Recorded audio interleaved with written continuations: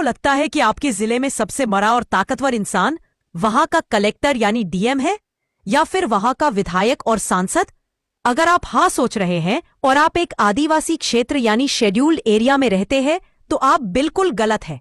भारत का संविधान कहता है कि आदिवासी इलाकों में लोकसभा न विधानसभा, सबसे ऊंची ग्राम सभा। आज का यह वीडियो सिर्फ एक कानून की जानकारी नहीं है, बल्कि यह आपकी खोई हुई ताकत, आपकी जमीन और आपके स्वाभिमान को वापस पाने का रास्ता है। आज हम बात करेंगे पैसा एक्ट 1996 के बारे में। आज इस वीडियो में मैं आपको बताऊंगी कि कैसे पैसा एक्ट का इस्तेमाल करके आप अपनी छीनी हुई जमीन वापस पा सकते हैं। This is the scheduled tribal area of Jharkhand. You know that, right?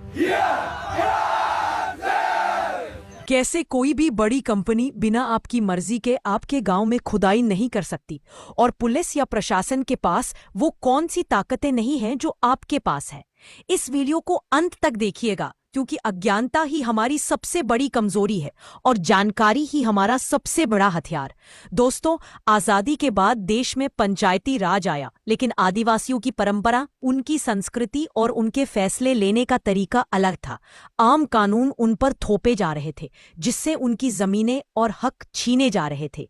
इस अन्याय को रोकने के लिए बूरिया समिति की सिफारिश पर 1996 में संसद ने एक ऐतिहासिक कानून पास किया, the provision of the panchayat extension to scheduled area act, जिसे हम प्यार से पैसा कहते हैं। यह कानून भारत के 10 राज्यों आंध्र प्रदेश, छत्तीसगढ़, गुजरात, हिमाचल प्रदेश, झारखंड, मध्य प्रदेश, महाराष्ट्र, ओडिशा, राजस्थान और तेलंगाना के आदिवासी बहुल इलाकों में लागू होता है।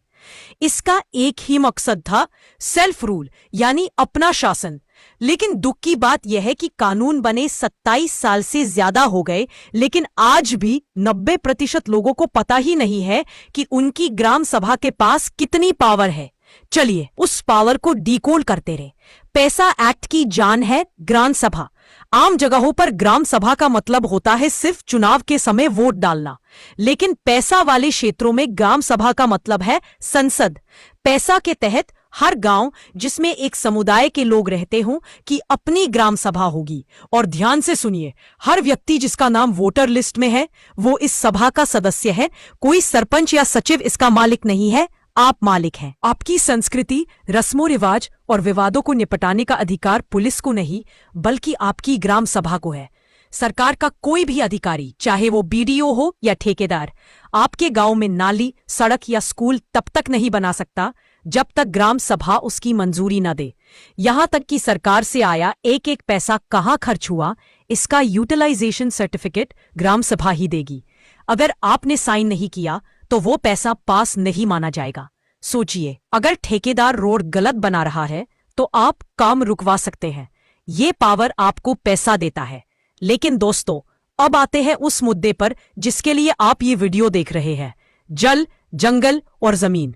अक्सर देखा जाता है कि कोई बाहरी व्यक्ति, साहूकार या कोई कंपनी आदिवासियों की जमीन धोखे से, डराकर या शादी करके अपने नाम करवा लेता है। पैसा एक्ट की धारा 4 में यहां आपकी ढाल बनकर खड़ी होती है।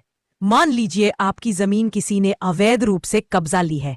पैसा एक्ट ग्राम सभा को यह शक्ति देता है कि वो तो आदिवासी जमीन के अवैध हस्तांतरण को रोके, और अगर जमीन ले ली गई है तो उसे वापस यानी रिस्टोर करवाए। अगर आपके साथ ऐसा हुआ है तो आपको कोर्ट कचहरी के चक्कर बाद में काटने हैं। पहले अपने गांव में ग्राम सभा की बैठक बुलानी है। ग्राम सभा में प्रस्ताव पास करें कि फला जमीन आदिवासी की थी और उस पर गलत कब्जा हुआ है। पैसा के तहत ग्राम सभा को अधिकार है कि वो कलेक्टर या सक्षम अधिकारी को आदेशित करे कि जमीन वापस दिलाई जाए। राज्य के कानूनों के साथ मिलकर पैसा ग्राम सभा को एक तरह की वीटो पावर देता है। इसके अलावा अगर सरकार को आपकी जमीन चाहिए किसी डैम, फैक्ट्री या प्रोजेक्ट के लिए, तो पैसा एक्ट साफ कहता है कि भूमि अधिग्रहण यानी लैंड एक्विजिशन से पहले ग्राम सभा से परामर्श लेना अनिवार्य है। बिना ग्राम सभा से पूछे आपकी जमीन का 1 इंच भी नहीं लिया जा सकता। अगर कोई अधिकारी जबरदस्ती करता है तो वो पैसा कानून का उल्लंघन कर रहा है और आप उसके खिलाफ कोर्ट जा सकते हैं। जमीन के बाद बात आती है जंगल और उसमें छिपे खजाने की। महुआ, इमली, तेंदुपत्ता, बांस, इन पर सरकार का नहीं, ग्राम सभा का मालिकाना हक है। आप इसे खुद जमा कर सकते हैं और खुद बेच सकते हैं। इसका रेट या भाव तय करने का अधिकार भी आपका है। और अगर आपके गांव में रेत, पत्थर या गिट्टी की खदान है तो उसका पट्टा या लीज देने से पहले सरकार को ग्राम सभा की अनिवार्य सिफारिश लेनी होगी। यानी आपकी मर्जी के बिना आपके नदी की रेत कोई नहीं उठा सकता। दोस्तों, एक और बहुत बड़ी समस्या है साहूकारी और कर्ज। गांव वालों को कर्ज के जाल में फंसाना एक पुरानी समस्या है।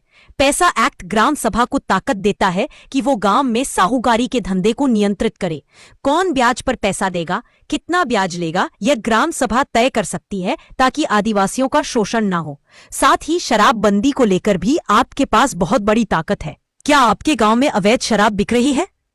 क्या युवा बर्बाद हो रहे हैं? पैसा एक्ट आपको यह शक्ति देता है कि आप अपने गांव में शराब की बिक्री और खपत को पूरी तरह से रोक सकते हैं या उसे नियंत्रित कर सकते हैं। इसके लिए आपको कलेक्टर के आदेश की जरूरत नहीं, ग्राम सभा का प्रस्ताव ही काफी है। इतना ही नहीं, स्थानीय पुलिस थानों और वन विभाग के कर्मचारियों पर भी ग्राम सभा का कुछ हद तक नियंत्रण होता है। उन्हें ग्राम सभा को बताना होगा कि वो क्या कार्रवाई कर रहे हैं। अंत में मैं बस इतना कहना चाहूंगी कि कानून तो 1996 में बन गया, कागज पर ताकत मिल गई, लेकिन धरातल पर वो ताकत तभी दिखेगी जब आप जागेंगे। आपको 3 काम करने होंगे। पहला, अपनी ग्राम सभा नियमित बुलाए, सिर्फ कागजों पर नहीं असल में बैठक करें। दूसरा, रजिस्टर मेंटेन करें, हर बैठक और फैसले को लिखित में रखें क्योंकि यही आपका सबसे बड़ा सबूत है। और तीसरा, संगठित हो क्योंकि एक अकेला आदमी टूट सकता है लेकिन पूरी ग्राम सभा को कोई नहीं तोड़ सकता। पैसा कोई साधारण कानून नहीं है, यह आदिवासियों के अस्तित्व का रक्षा कवच है।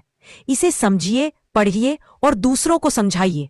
अगर आप चाहते हैं कि मैं पैसा एक्ट के तहत शिकायत पत्र कैसे लिखें या प्रस्ताव कैसे पास करें, इस पर अलग से वीडियो बनाऊं तो नीचे कमेंट में जागो आदिवासी जरूर लिखें।